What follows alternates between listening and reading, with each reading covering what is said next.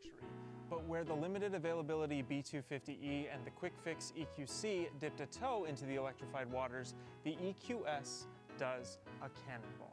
The Mercedes EQS is the first new from the ground up EV from the automaker since the advent of internal combustion, and it promises to be one of the most important vehicles in the company's history, doing battle with the Porsche Taycan, Tesla Model S, and Lucid Air with that blend of style, performance, and technology that we've come to expect of the three-pointed star. We'll have more information coming soon, so if you want to keep updated on the EQS, be sure to hit subscribe on the Motor1 YouTube channel. But first, let's dig in a little bit more and learn about this gorgeous modern machine. Now, even though this is a fully electric vehicle, Mercedes wanted it to maintain some of that proud family tradition, so they did give it this grille motif up front. Behind this smooth piece of glossy material, you can see a bunch of tiny little three-pointed stars engraved in the surface underneath. It also gives the three-pointed star in the center a very proud, very obvious place to stand out and say, I am a Mercedes-Benz. Additionally, Mercedes saw fit to give it three little lighting accents on the headlights, tying it in with the rest of the S-Class family, the S-Class sedan and the GLS SUV. They say that this is going to be a flagship motif in the future, that you're going to get three lighting elements on every S family vehicle. But since it's also an EQ, you get a big full-width light bar running across the front. You're going to see that on every EQ family vehicle from here on out. We need to talk about these 21-inch wheels. 20 inches are standard, 22s are optional, and I think this is the perfect sweet spot for this vehicle's proportions and stance.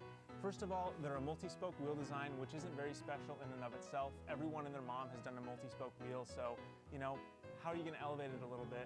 Mercedes EQ took up that challenge with this extra circle just inside of the wheel's diameter.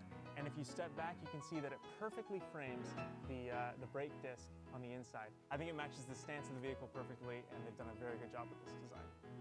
Like the Mercedes S-Class, this features flush-mounted door handles that pop out at the press of a button, and like the Mercedes Maybach, they also pop open and present the interior for you. That is such a cool feature. If you have the key fob in your back pocket, the door will actually pop open as you approach the vehicle, allowing you to merely step inside and you're on the way.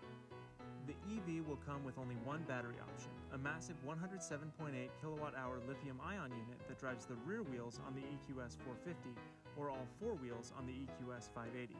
Mercedes says to expect 770 kilometers or 480 miles of range from the electric luxury sedan, just barely beating out the best Tesla Model S on the optimistic WLTP test method. The EQS 450 will serve as the base model for the lineup, offering 329 horsepower and 406 pound-feet of torque, thanks to that rear axle-mounted electric motor. The EQS 580 ups the ante with an added front axle motor, giving it 516 ponies and 611 pound-feet, as well as a 0 to 60 time of just 4.1 seconds. A full-on AMG model, possibly called the EQS 73, will likely follow. Now, if you step aboard the EQS expecting it to be a slightly revised S-Class, you're sorely mistaken. This is a completely bespoke, unique place to spend time, and it doesn't really share a whole lot with the S-Class, except for maybe the software skin for the MBUX system.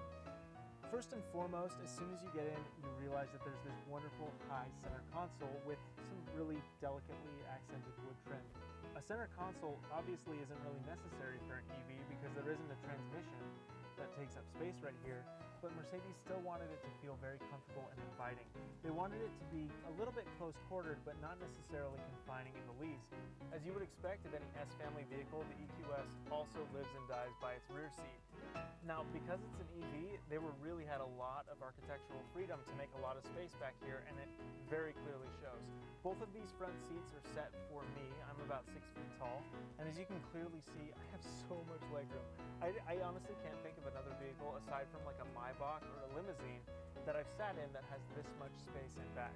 Mercedes-Benz isn't going to offer the EQS with a 2+2 seat configuration, so you're always going to have a middle seat here, but you're honestly probably not missing too much.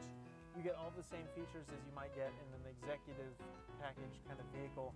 From door to door is a massive, full-width Mercedes-Benz user experience hyperscreen. Yes, that is actually what they're calling it. There's a border of ambient lighting that runs around the edge, and that's because the hyperscreen floats ever so slightly above the surface of the rest of the dash.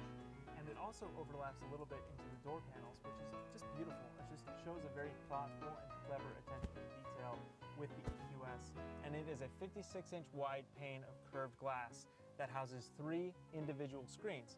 One for the driver's instrument cluster, one for the center touchscreen, and an additional infotainment screen for the passenger. The biggest is the center touchscreen, which as you can see follows the contours of the Hyperscreen's dashboard shape.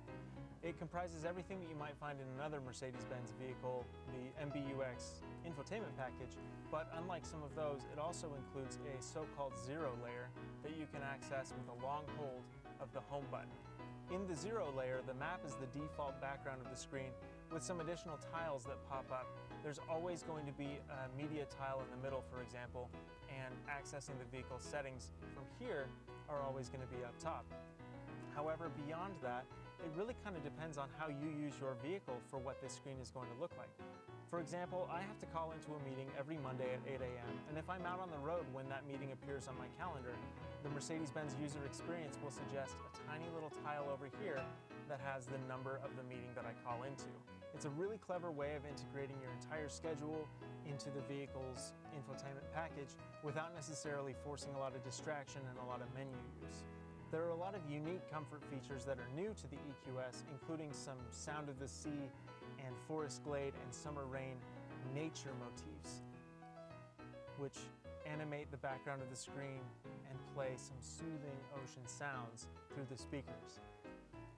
Some other automakers have this, most notably Hyundai, but this is a really immersive way of doing it with ambient lighting and a center display as well as sound and ionizer and scenting and stuff like that. Now we're on the passenger side and we get to play with this second auxiliary infotainment touchscreen that can only be operated by the passenger. In fact, if you're driving down the road and the system senses the driver looking over too much at the screen, it'll sound a warning, and then eventually if the driver continues to ignore that warning, it will turn off this display for the time being. It's a really interesting way that Mercedes-Benz is trying to combat driver distraction while still including lots of technology. This touch screen works the same as the rear seat passenger infotainment systems with a lot of the same functionality. For example, I can be the perfect co-pilot and offer my driver a hot relaxing back massage and activate his seats as well as turning mine on as well. You can adjust the seat kinetics, everything else for both the driver and front passenger, and you can even play your own audio either through Bluetooth speakers or you can pitch it over to the center display and the driver can approve or deny your request. While the Tesla Model S was the first palatable electric car for the masses, the Mercedes-Benz EQS forges its own path with a space pod exterior, cutting-edge technology, and capable luxury to go along with its impressive estimated range. In fact, it's so distinctive that it might become the EV status symbol when it goes on sale. Pricing is still under wraps, but the EQS should arrive in dealers this fall. We can't wait to tell you more about